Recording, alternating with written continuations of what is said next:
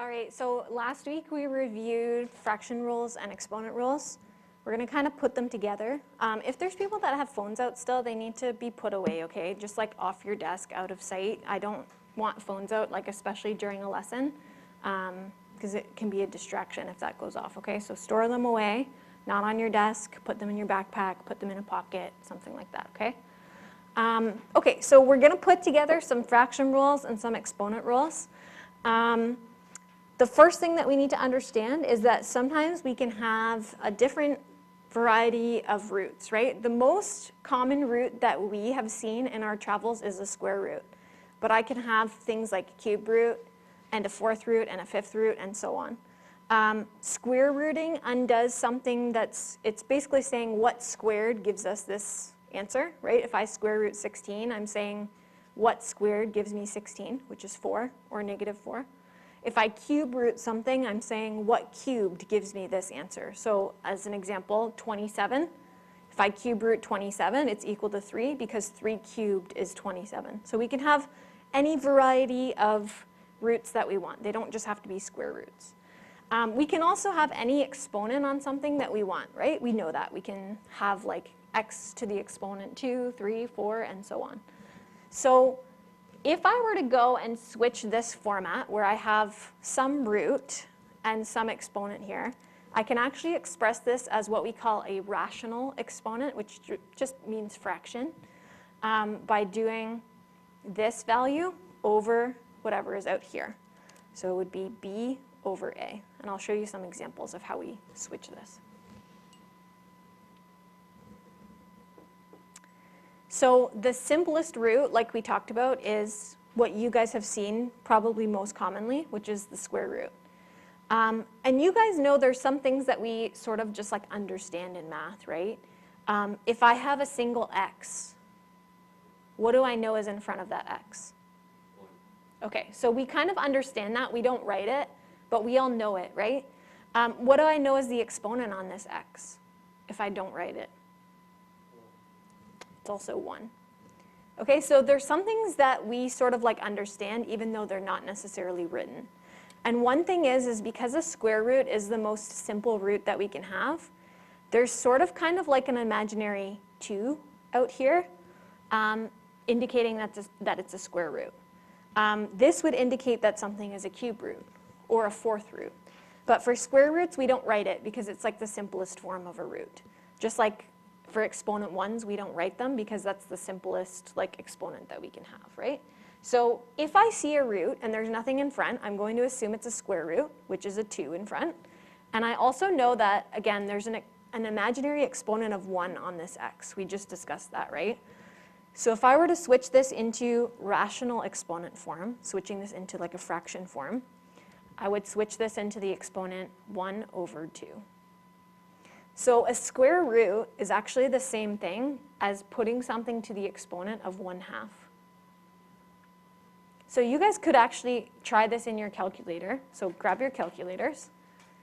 So we all know the square root of 16 is 4, right? Well, if we plug that into our calculator, that's what we would get out. It can also be negative 4, but try 16 to the exponent 1 over 2 in your calculator.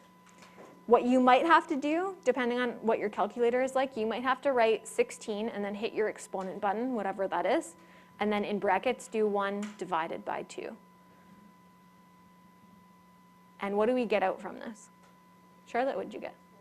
We should get 4. Because the square root of 16 and 16 to the exponent 1/2 is the same thing. Okay, brackets are important, and I don't think you can use your fraction button, so don't try to use your fraction button. Use the division button for 1 over 2 instead of like fraction. I think a lot of you will get math error if you use that fraction button. Okay, so we've kind of proven that using 16, right? Square root and half are the same thing, exponent of half. Okay, so we're going to practice switching these guys around here into rational exponents. So remember that if I don't see an exponent on x, there's an imaginary exponent of 1. Who can switch this one over for us? Close? Good. So x to the 1 over 3. Okay, number 2. Who can do this one? Alan? Yep, that's okay. And the last one. Keith? So what do we know is out here if we don't see it? So z to the 4 over 2, and then we can actually simplify that one, right? 4 divided by 2 is just 2, so we could write z squared.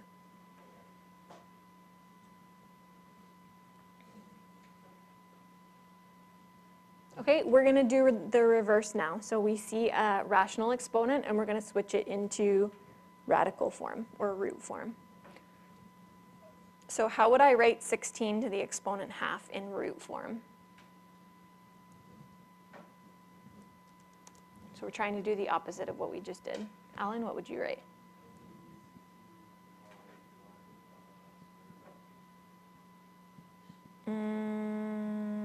So it should just be like a single square root with 16 underneath. Right? So like I should have actually just the square root of 16. It's understood that there's a 2 out here. I don't have to write that. And it's also understood that there's a 1 on 16. Okay, so I'm literally just doing the opposite. We're going backwards into this format here. And we know that the square root of 16 is, this one asks us to evaluate, so Alan? 4. Okay, how do I switch 27 to the exponent 1/3 into root form? Jack, what would you do? It's like the 3 into the square root of the 27. Yep, cube root. Yep, cube root of 27. I'm not going to write an exponent of 1 here because we understand if we don't write it that there is an exponent of 1. Okay, so I'm going to show you guys how to evaluate these on your calculators. So everybody grab your calculator. And I will show you how to evaluate any root. So it doesn't necessarily have to be a square root or a cube root. I want everyone to look at your calculator. Some of you are going to have, raise your hand for me if you have this button on your calculator. It's probably the ones that have that like blue and orange. They're like that combination of blue and orange. So Madison has that. Anyone else have this button? Okay, some others of you might have a button that looks like this. And it might be actually above your square root button, somewhere around there. Like this one has it above the exponent button. Jack? I think that's kind of close. It's like almost in front of the root button. I'm like. Is it an X in front? No, it's just like a 1 in front. Oh, okay, that might be it. Some calculators might have like X root Y, something like that. Okay, has everybody found at least one of these buttons? Okay, so this is how we're going to enter this into our calculator. If you have this one, it's super easy. Just press the button and use your like arrows to fill in the boxes. If you have one of these two, I'm going to show you what we're going to do. So we are going to enter in the root that we want. So start by entering the number in of the root. So clear your calculator. You're going to put in 3 because we're doing a cube root. Then you're going to hit that button, whatever that button is. You might have to press shift or second to get to it. And then you're going to enter in 27. Let me know what you guys get. Okay, if you've done it correctly, you should get 3. Okay, perfect. Anyone not able to get that? Okay, don't use the square root button. We actually want to find this button that has like an X in front of the root or something like that. And if you're unable to find it, let me know because I can help you. Okay, anyone? Are we all good here? Maddie? Okay, while I'm helping Maddie, I want you guys to see if you can turn the next one into a root.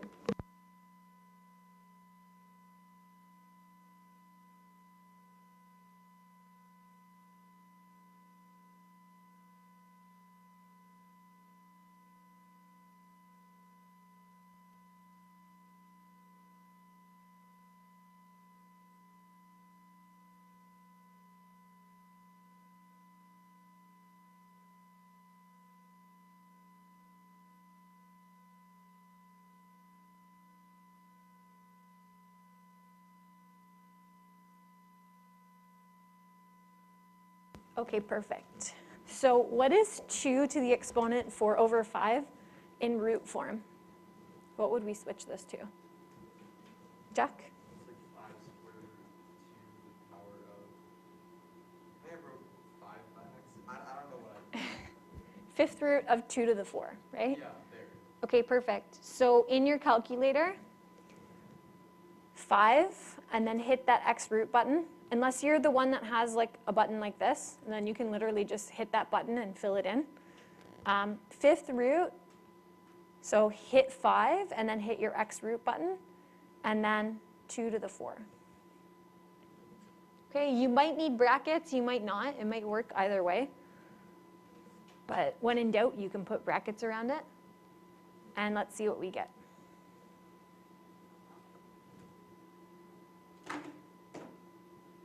Let me know once you guys have an answer.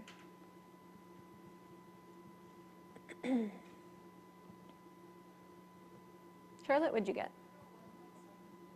1.74. Anyone else get this? Good. I can double check in my calculator as well. We can enter this in also into our calculator. So let's try to enter that in. 2, and then hit your exponent button. So exponent buttons might look different for all of you. You might have a button that looks like this. You might have a button that looks something like this. You guys probably know what your exponent button looks like. 2 to the exponent, and then in brackets, 4 over or divided by 5. And you're going to double check that you get out 1.74 from that. Again, if you have this calculator that has this guy, this process looks a little bit different for you. You can literally just enter in this, press that button, and then, excuse me, sorry, I'm losing my voice here. You can enter in that button, and then you can literally like use your cursor to just enter in what you need, and you can even turn this into a fraction with your calculator. Okay, so did we get 1.74 by calculating this? Okay, perfect. So that's how we can double check both ways, right? Okay. Make sure you know how to use your own calculator. Everyone's calculators are just like slightly different as far as where the buttons are and what the button looks like. So make sure you're practicing along with us so that you know like exactly what how your calculator works. Okay. We're now going to work with some variables. So we were working with numbers that can be evaluated. These ones can't be evaluated, but they might be able to be switched between forms or maybe even simplified a little bit more. So we're going to change these into rational or fraction exponents. So if I have a 4th root out here, that's going to become the denominator of my fractions. So I'm going to actually do it to both x and y here. It will be x to the 3 over 4 and y to the 2 over 4. And then if you happen to be able to simplify any fractions, reduce them, or if you have multiple x's or multiple y's, make sure all x's are gathered, all y's are gathered. Anything that's a similar variable should be gathered together as 1. So in this case, I'm just going to reduce 2 over 4 to 1 over 2. And then we'll be done.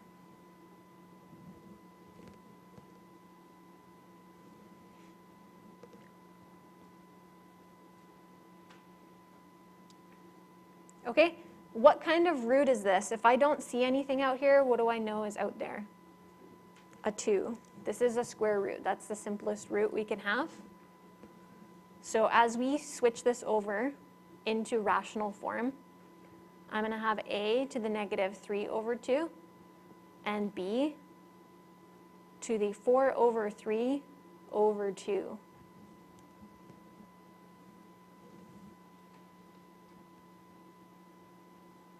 Okay, there's 2 things in this question that we don't like to have.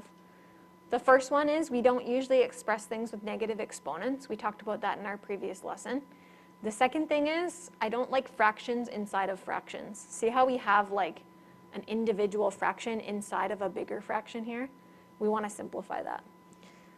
So the first thing is does anyone remember how we make a negative exponent positive? How do we eliminate that negative out of there? What's the negative exponent rule that we talked about last class? This was a while ago.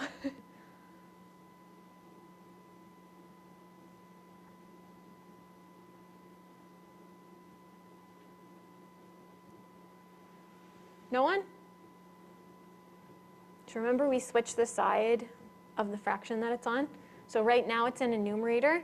We're going to bring it down below b, and we'll make it positive. So I'm going to bring that down into the denominator. I keep the exponent exactly as it is. The only thing I change is I'll bring the whole exponent and its base down, and then I just change the sign of the exponent. So I'm just changing negative 3 over 2 to positive 3 over 2 when I bring this down into the denominator. Okay? This one I want to simplify, and I might just do this kind of like in a calculation off to the side. If I have 4 over 3 over 2, I want to think about 2 as if it's kind of like 2 over 1, because we know if we have any regular number, it always has a denominator of 1, right? Like if I write 7, we know it has an imaginary denominator of 1. We don't write it, but it's there. So when I'm dividing two fractions, I flip the second one and I multiply. So I'm going to flip 2 over 1 to 1 over 2, and I'm going to multiply. That's what we reviewed on Thursday. And then I can reduce 4 over 6 to 2 over 3. So I'm going to write this as b to the 2 over 3.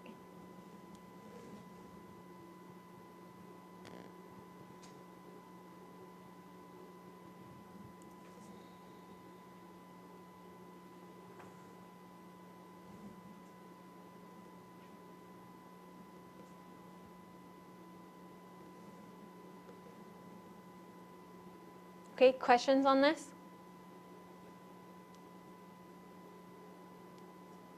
Okay, this is the final answer here.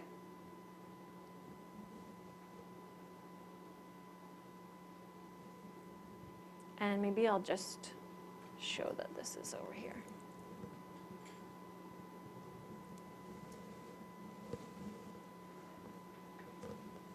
Okay, so you guys can probably see why we needed to review exponent and fraction rules in our first lesson for this unit, right? Because we're using them a lot. Okay, we're all okay? Let me know if you guys have questions along the way, okay? I'm happy to like re-explain anything if you need it. Okay, simplify. So remember guys, something is fully simplified when, what did we say? So if there's like any like coefficients in front, we gather them. I think that's maybe what you mean by like common factor. What else? So all the coefficients, the numbers in front, are gathered and reduced. What else would I expect for something that's fully simplified? If I have similar variables, like the same variables, what do I need to do with those?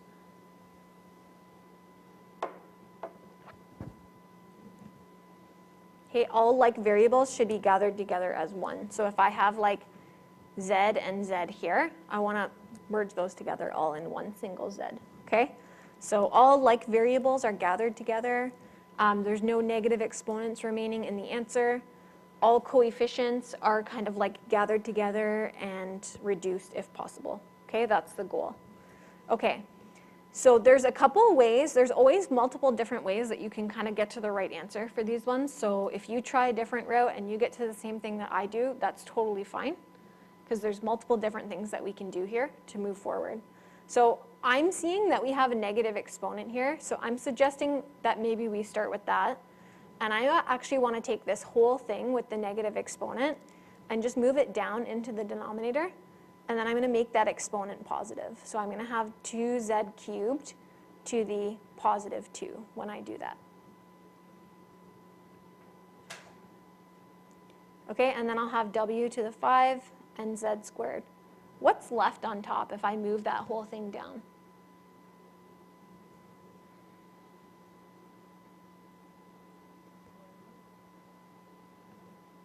I moved down the negative exponent, so that shouldn't be left there. Alan? A 1. Okay. You always know there's like a kind of like an imaginary 1 in front there, right? Okay, so let's just follow BEDMAS here. I'm going to apply exponents first. So see how we have an exponent of 2 here? I'm going to make sure that gets applied to both the z cubed and the 2. So 2 squared is 4. And how do I do z cubed squared? What do we do with the exponents again? What did we talk about, Ryan? multiply. So I'll get z to the 6.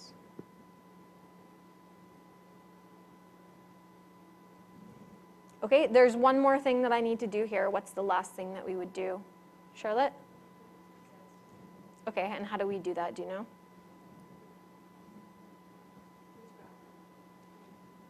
We will add the exponents. Yep, so keep the base and add the exponents. I'm going to get 6 plus 2, which is z to the 8. And those are now gathered together. Why did we choose to add the exponents? Somebody just explain that for a second. Why did Charlotte decide that? Jack? They are like terms. There's something more though. What's the operation happening with everything in the denominator here? Right, so when we multiply like bases, we have to keep the base and add the exponents. That's product rule, right? Okay, are we finished? Are all the coefficients gathered? Are all the common variables gathered? Are there any negative exponents left? Okay, I think we're good then.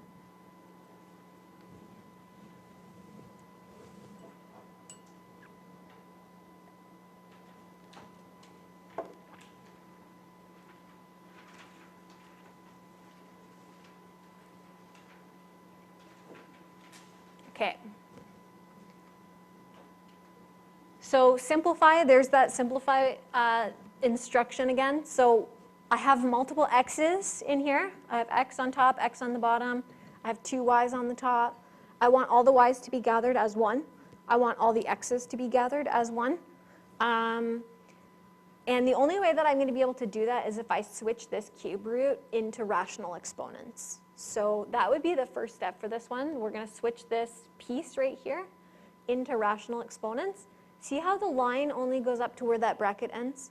That means the cube root only applies to where that line goes up to. So it does not apply to that y squared on the end. Okay, so what would this look like if I switched that cube root into those fraction exponents? What would the first line look like here?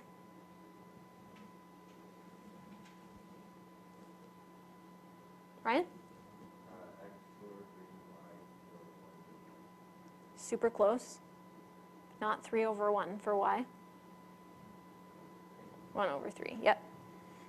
So this will always go into the denominator, whatever's out front there. Okay, perfect. Thanks, Ryan. Okay. The operation of the y's on top is multiplication. So what do I do with their exponents? When I multiply like bases, Charlotte, I add the exponents. So I'm going to have 1 over 3 plus 2. What about the x's? The x's are being divided. So what do I do with their exponents? I subtract. So it'll have x 2 over 3 minus 3.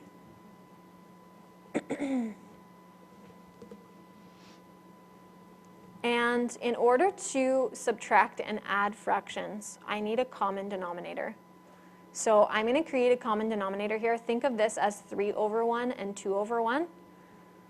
Common denominator here, maybe I'll actually even just write this kind of like this, 2 over 3.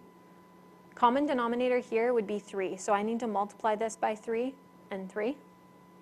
So then I'm going to have 2 over 3 minus 9 over 3. And then with y, same thing. So common denominator between 3 and 1 is 3. So times by 3 times by 3. I'm going to have y to the 1/3 plus 6 over 3.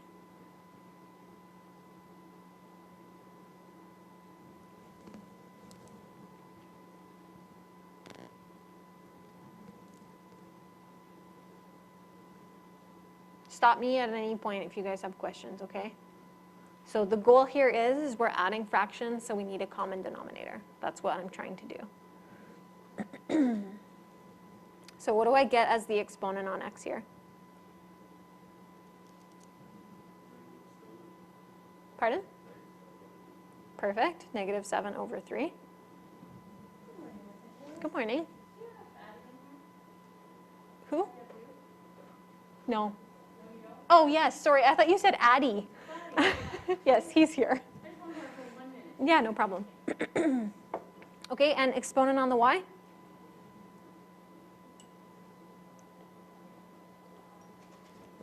Charlotte? 7/3, perfect. Okay, there's one last thing that I need to do because one of these exponents is not in like the perfect form that we wanted in. What's the last thing that we need to do here? Keith? Not multiply by -1, but we do need to get rid of that negative exponent. So how do we do that, Ryan? Okay, so I'm going to take that whole x with its exponent, and I'm going to move it down into the denominator, and when I do that, I can make it positive. Notice that I don't flip the fraction inside the exponent. I'm literally taking like the whole base and exponent and moving it down into the denominator. Here's a question. Can I do this now? No, Why not? because They're different variables. Also, I can't really like cancel exponents like that, right? Like just because I have y squared over x squared does not mean that I can cancel this and make this equal to y over x, right? So no canceling exponents if they're the same, especially if you have different bases like that. If I had y to the 7/3 and over y to the 7/3, I can certainly cancel those whole things out. But I don't want to cancel exponents individually like that. So are we finished then if we can't cancel those or anything like that? All like bases have been gathered? All the y's, all the x's? Yeah, okay, so I think we're good.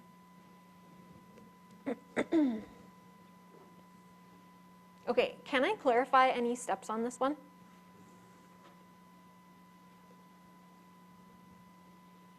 Okay, you guys are going to start trying number 11 here. This is multiplication, just so you guys know. See what you can simplify with number 11, and then I'll start putting up my solution.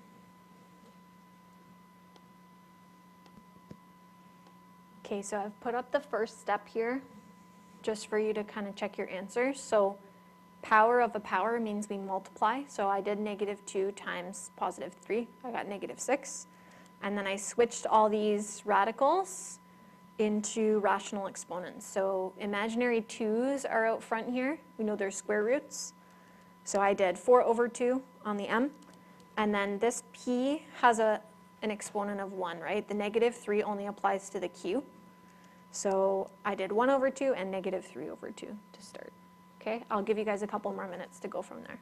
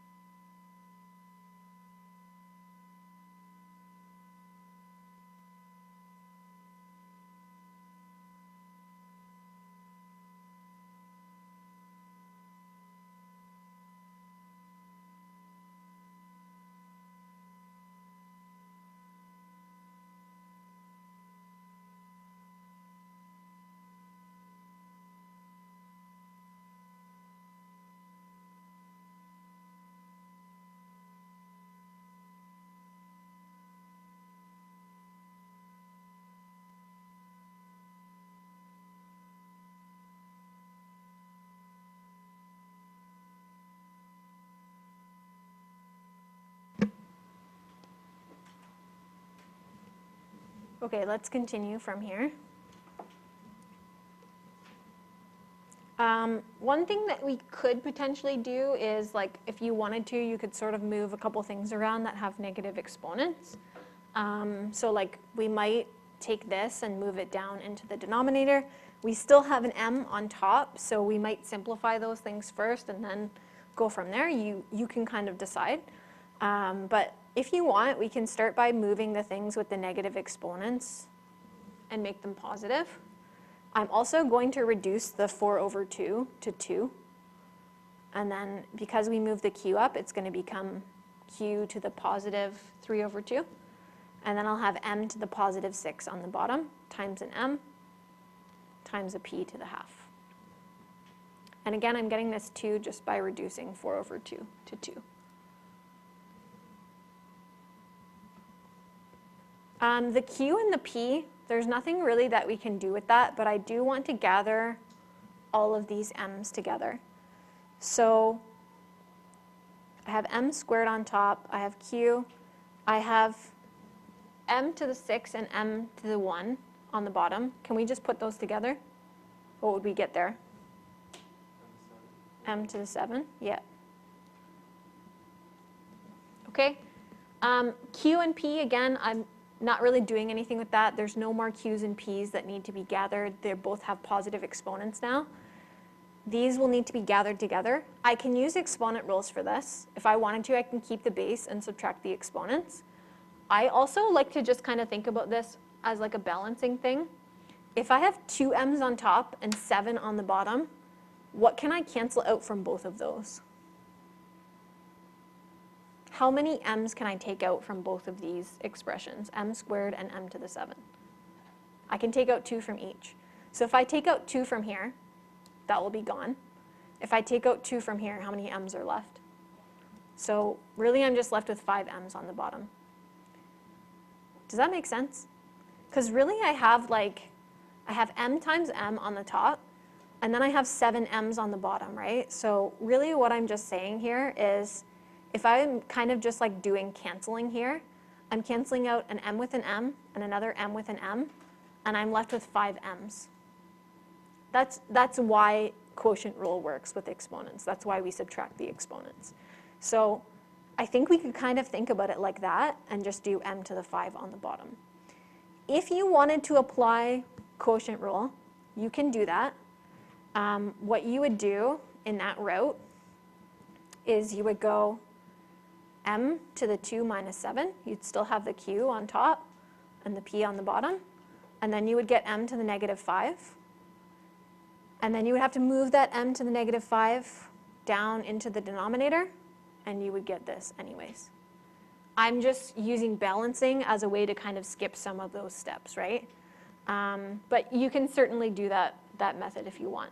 As soon as you gather those m's and you subtract them, it goes into the numerator. And then based on whether you get a positive or negative, you either keep it up there or you move it down into the denominator.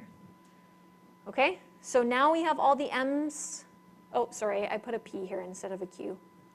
This is a q. So now we have all the q's and the m's and the p's gathered. Is this the final answer? Are we finished here? Yes, we are. So that's it. Okay, any questions that I can clarify?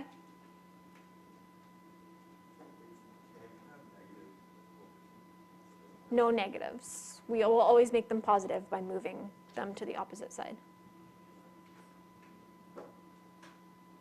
Any other questions? So we're going to practice some of this in the second half of class today, and we'll probably get to maybe like some factoring practice stuff as well. I don't know if we'll get to like a part of the next lesson or not. We'll see how it goes.